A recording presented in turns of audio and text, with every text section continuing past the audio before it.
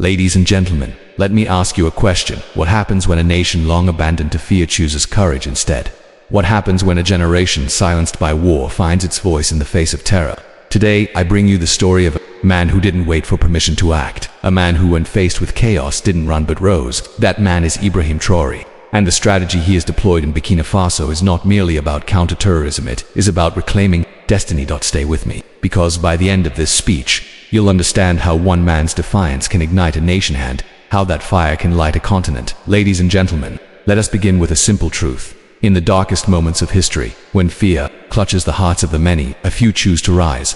They rise not because they are the strongest or most prepared, but because something within them burns brighter than fear itself. It is in those defining moments that leaders are born, not in comfort, but in crisis. And in the heart of West Africa, in a land wounded by years of insurgency, betrayal, and instability, such a figure emerged. His name is Ibrahim Traoré. Now, imagine being 34 years old, facing a nation fractured by terror, corruption, and neglect. Imagine inheriting not power, but a burden, not a throne, but a battlefield. When Traoré assumed leadership, Burkina Faso was bleeding. Entire regions were no-go zones. Schools had closed. Markets had emptied. Civilians lived under constant threat.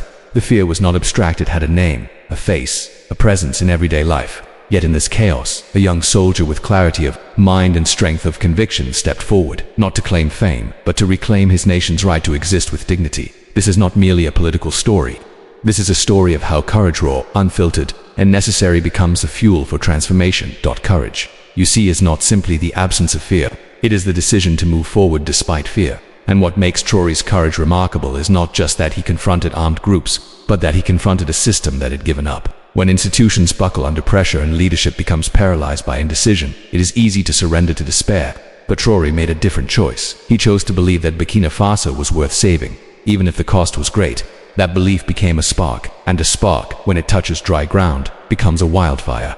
What happens when courage becomes contagious? It spreads beyond government buildings and military barracks. It reaches villages where people thought they had been forgotten. It reached the fire in the hearts of the youth who had stopped dreaming. That is the power of moral clarity in a leader. It lifts the collective soul. In a world where too many leaders seek comfort and convenience, Traoré chose discomfort in service of his people. His presence on the battlefield, his willingness to be with his soldiers in dangerous zones, shattered the illusion that leadership must be distant or untouchable. He became one of them. He became them, and in doing so, he redefined what leadership looks like in a time of war. But to understand the full depth of his strategy, we must go beyond symbolism. We must understand the foundation upon which this courage stands: sovereignty. Because a nation without sovereignty is like a tree without roots. It may appear to stand, but it is hollow and vulnerable to every wind. Burkina Faso, like many post-nations, has lived for decades under external influence. Its politics, economy, and even security policies have often been shaped more in foreign capitals than in Ouagadougou. This dependency, subtle yet devastating, created a reality where local problems were met with imported solutions, and those solutions rarely worked. Traoré recognized that no nation can fight terrorism effectively if it is not in control of its own decisions. Security cannot be outsourced. Dignity cannot be delegated. The very act of resisting foreign manipulation became a foundational pillar in his anti-terrorism strategy. This was not an act of arrogance, it was a return to principle. National sovereignty is not just about flags and borders. It is about who decides the future of a people. It is about self-respect. He made a bold and controversial move to challenge the presence of foreign military forces whose roles had become ambiguous and, in the eyes of many citizens, ineffective. He did not speak in riddles, he was direct. If foreign intervention was not protecting civilians, then it was time for a new path, one built by Burkina Faso. This was not isolationism, it was empowerment. It was the reawakening of a people's agency. When a nation begins to reclaim its sovereignty, something shifts. The psychological chains begin to break. People begin to see themselves not as victims of history, but as authors of their future. This shift has enormous implications, especially in a conflict where the enemy thrives on weakness and confusion. By asserting national control, Traoré sent a message not just to the terrorists, but to his people: we will decide our path. And with that message came a challenge to the ordinary citizen. Will you rise to? This brings us to a profound and unique aspect of Traoré's approach: the integration of the people into the defense of the nation. In most conventional strategies, security is the business of the military and the police. Civilians are expected to wait and hope for protection. But in Burkina Faso, hope was not enough. The situation demanded something bolder, something more inclusive. Thus was born one of the most defining features of this new era: the volunteers. For the defense of the homeland, that this was not a symbolic gesture, it was a strategic shift. Thousands of ordinary citizens, young and old, men and women, stepped forward to defend their communities. They underwent training, they took up arms, they became active participants in the struggle. And in doing so, they challenged one of the most dangerous assumptions of terrorism, that the population is passive, that it is afraid, that it will surrender. The VDP initiative turned fear into resistance, and resistance into organization. This people-led defense model speaks to a deeper truth about human nature and society. When people are entrusted with responsibility, when they are treated not as with spectators but as partners, they rise. They become more than just civilians. They become guardians of their destiny. In Burkina Faso, this transformation was not just military, it was psychological. It restored pride. It gave communities a reason to organize, to communicate, to stand up not only against the gun but against the narrative of helplessness. Some will argue that arming civilians is risky, and it is, but so is doing nothing. Traoré's bet was simple: trust your people, and they will rise. Empower your people, and they will protect what is theirs. This decision required immense political courage. It also required faith, a rare and beautiful kind of faith in one's fellow citizens. Not all leaders possess that. Many fear their own people more than foreign threats. But Traoré reversed that equation. He believed in the people, and in return they believed in the mission. We must also understand the deeper message this sends across Africa and beyond. It is not merely about Burkina Faso's internal fight. It is about an awakening. The idea that security is not a gift from above, but a right to be defended by all. That every village, every household, every child deserves to grow up in peace, and that achieving this peace requires participation, not passive waiting. This model of people-led defense challenges global norms. It pushes us to rethink what it means to fight for peace. It does not romanticize war, but it refuses to romanticize surrender either. It stands in stark contrast to decades of dependency, where African nations were told to wait for help, to receive strategy from consultants, to outsource their own security to those who had different interests. Traoré, through his approach, called for a reset, a new era where African problems are met first and foremost with African solutions. There is something deeply human and universal in this vision. We all, regardless of our nationality, understand what it means to protect what we love, our families, our homes, our dignity. When those things are threatened, the question is not whether we should act, but whether we are prepared to act together. The Burkina Faso strategy is a real-time answer to that question. It is imperfect, it is evolving, and it is bold, but it is undeniably human, and in its humanity lies its strength. The courage to lead in crisis, the insistence on sovereignty, the empowerment of the people. These are not separate themes, they are interconnected. One flows into the other. Courage leads to sovereignty. Sovereignty makes room for collective defense, and collective defense builds nations that are resilient only against bullets and bombs, but against fear, manipulation, and despair. To fully grasp the depth of Ibrahim Traoré's anti-terrorism strategy, we must now look inward into the very organs that allow a state to function in the face of adversity. It is one thing to talk about the people's courage and national sovereignty, but without structural reform, without transforming the military from within, such efforts would remain symbolic gestures. A house, no matter how noble its purpose, cannot stand on a broken foundation. Traoré understood that the state's ability to protect its people did not rest only on good intentions or revolutionary ideas. It depended on the capacity of its defense institutions to act decisively, to respond rapidly, and to operate with coherence, purpose, and morale. When Traoré took over, Burkina Faso's military was not merely under-resourced, it was fractured. Years of political instability, lack of investment, and poor command structure had eroded trust and effectiveness. Units were often uncoordinated. Soldiers lacked essential equipment. Communication between commands was slow and inefficient. There was no unified doctrine or long-term strategic vision. Terrorist groups, agile and decentralized, exploited these weaknesses ruthlessly, moving across regions faster than government forces could respond. This imbalance wasn't just military, it was psychological. When soldiers feel abandoned, when their leaders are distant, when their missions are unclear, morale collapses. And in war, morale is half the victory. Traoré did not delay. He began to reform from the inside out.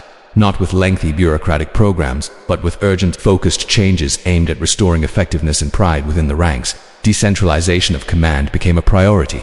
He empowered local military leaders to act swiftly without waiting for approval from far-off headquarters.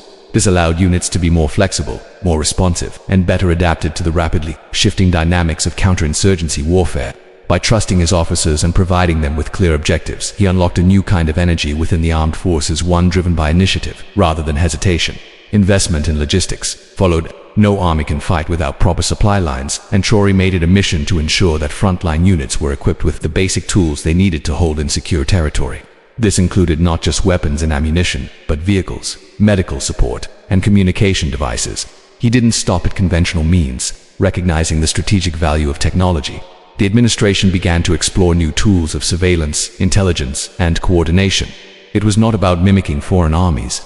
It was about creating a lean, efficient force tailored to the geography and realities of Burkina Faso. But above all, Traoré addressed the spirit of the soldiers. In every conflict, it is not the size of the army that matters most, it is the conviction in their hearts. Soldiers needed to feel that their sacrifices meant something. They needed to believe that the government stood with them, that the people supported them, and that their mission was just. Traoré led from the front. His presence in the field was not staged for cameras. It was a consistent and deliberate statement.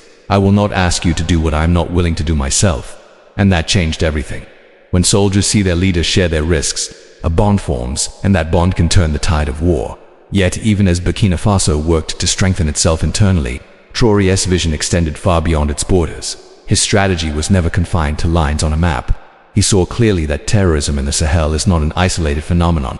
It is regional. It thrives on cross-border movements, porous frontiers, and political disunity among African nations. To treat it as a domestic issue alone would be and so, another vital layer of Traoré's approach emerged. The call for Pan-African solidarity.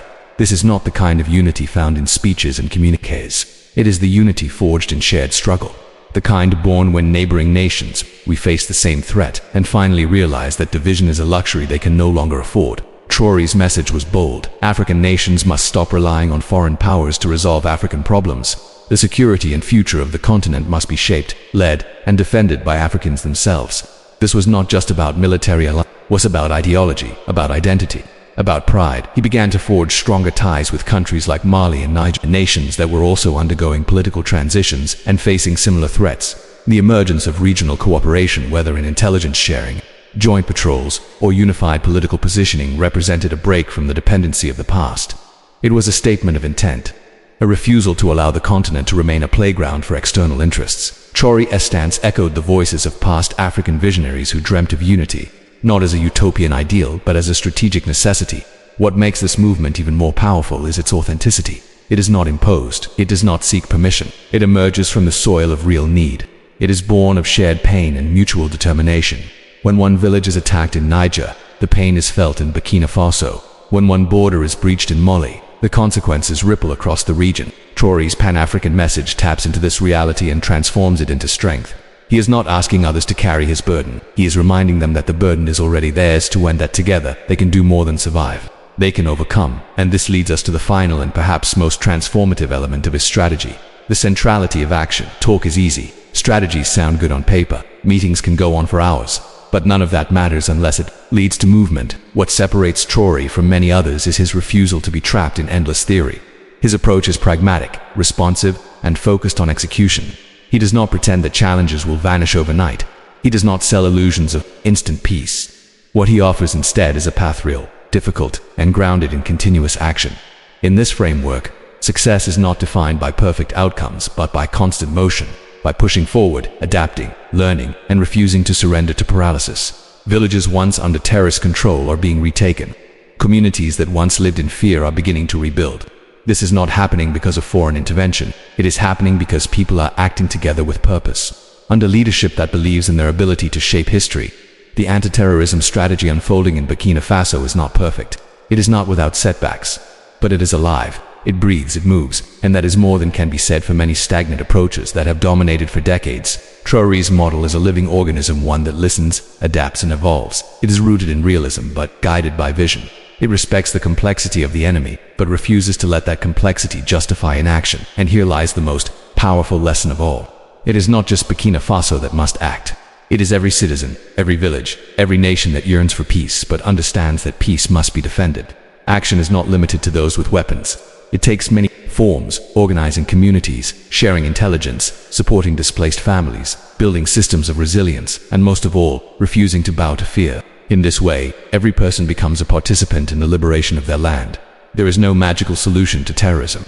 There is only the hard path of self-determination, of building systems that reflect the will of the people, of facing threats with unity instead of fragmentation. Traoré has shown that even in one of the most difficult environments on earth, action is still possible, change is still possible, victory is still possible, not because the odds are easy, but because the will is strong, and that will, once awakened, cannot be stopped. It begins in one heart, it spreads to another, then another, And soon, a people once silenced by fear become the authors of their own resistance, not just with weapons but with purpose, not just with plans but with action, not just in one country, but across borders, across struggles, across generations.